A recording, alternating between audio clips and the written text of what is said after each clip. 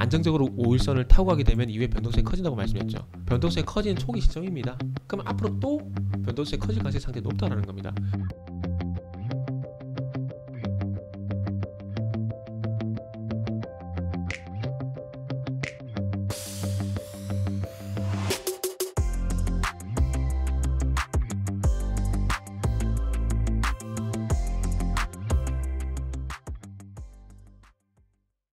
자, 반갑습니다. 알파프로 정태근 전문가입니다.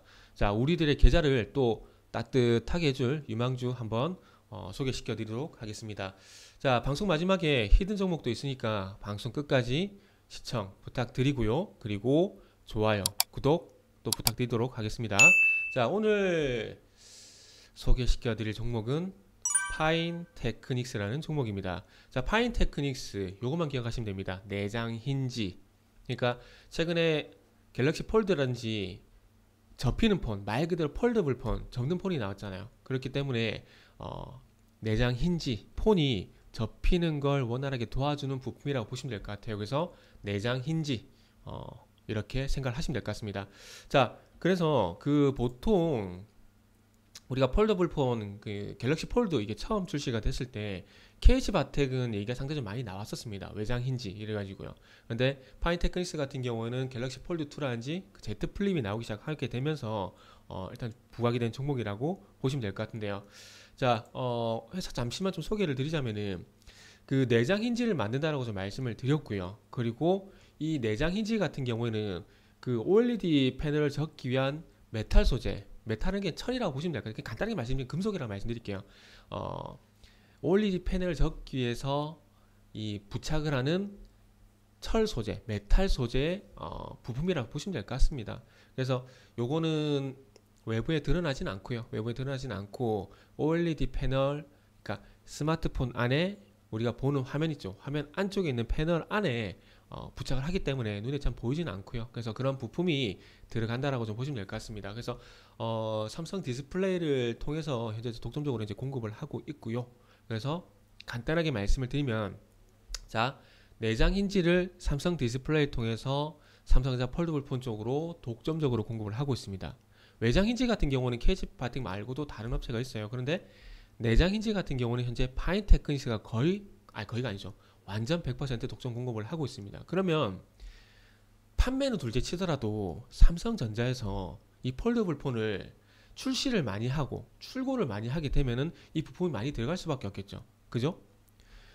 이것뿐만 아니라 이제는 애플도 폴더블 폰을 만든다고 하고 있고요. 그리고 샤오미 이놈 새끼들도 우리 삼성전자 갤럭시 폴드 제품을 베껴가지고 이 말하면 또 논란이 되려나요? 뭐 아무튼 뭐 샤오미에서 갤럭시 폴드와 비슷하게 생긴 폴더블 폰이 나올 건데 이 폰에도 마찬가지 내장 힌지가 들어갑니다. 내장 힌지가 들어가요. 그래서 앞으로는 폴더블 폰, 그러니까 접는 폰이 대세가 될 가능성이 상당히 높다라고 봐야 될 것 같습니다. 이제는 사각형 전 냉장고라고 하는데 냉장고 폰에서 이제는 스마트폰에서 이제는 폴더블 폰으로 넘어갈 가능성이 상당히 높다라고 좀 보시면 될 것 같습니다. 자, 그래서 서두에 좀 말씀드렸듯이 어쨌든 판매도 많이 되면 좋지만 그 시장 점유율을 높이기 위해서 출고를 많이 할 수밖에 없어요. 그럼 출고를 많이 하게 되면 당연히 부품은 많이 들어갈 수밖에 없고, 그러면 매출이 좋아지게 되고, 매출이 좋아지게 되면 실적에 대한 부분도 긍정적으로 얘기 나올 수밖에 없겠죠. 자, 그렇게 좀 보시면 될 것 같고요. 자, 그런 측면에서 차트 한번 보시면서 말씀을 좀 드려보도록 할게요. 자, 제가 조금 전에 KH바텍을 좀 말씀을 드렸는데 KH바텍 한번 보도록 할게요. KH바텍이 그 폴더블 폰이 나오게 되면서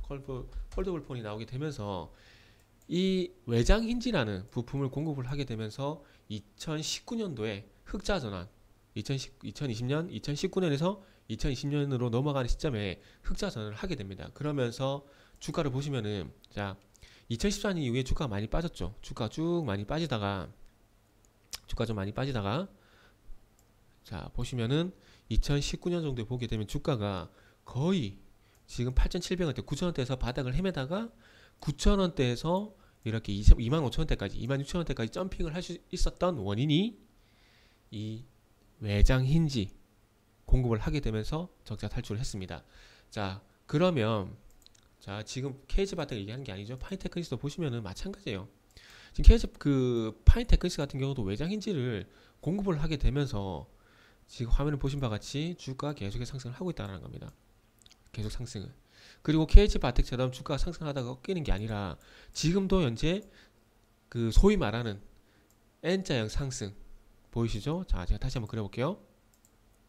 자, N자형 1차, 2차, 1차, 2차, 1차 보세요. 이렇게 가고 있죠? 그러니까 지금 현재 N자형 상승이 지속이 되고 있다는 겁니다. 그리고 저는 장기 이평선을 상당히 좀 중요하게 생각을 하는데, 그래서 저는 241선을 되게 중요하게 생각을 합니다. 241선은 장기 추세라 그러는데 장기 추세선은 또 장기 성장선이라고 저는 보고 있습니다. 그렇기 때문에 241선을 상당히 좀 중요하게 보고 있습니다. 그래서 지금 파인테크닉스 차트를 보시면 아시겠지만 이 하늘색 선이 241선입니다. 하늘색 선이 241선인데 2019년 이전에는 이 241선 돌파가 좀 쉽지가 않았어요. 왜냐하면은 장기 성장성이 없잖아요. 그렇죠. 실적 성장세를 이끌 만한 장기 성장 모멘텀이 없었다라는 겁니다. 그러다 보니까 241선 돌파가 안 됐어요. 그런데 241선을 돌파하자마자 강하게 상승 진폭이 나오죠. 그죠? 그래서 그만큼 저는 그래서 241선을 상당히 중요하게 생각을 한다.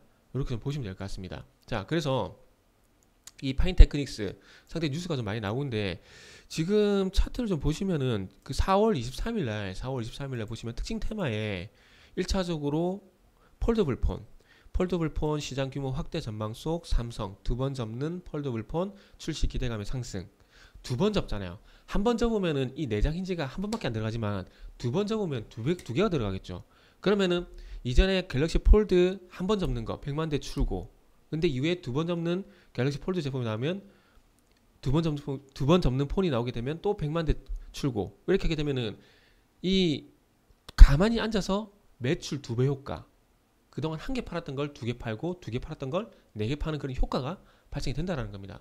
발생이 된다라는 거. 그리고 지금 최근에 또 종목 뉴스를 보시면 5월 4일날 어린이날 전날이죠. 보시면은 애플 폴더블 폰 전세계 출시에 삼성 힌지 독점 공급 부각.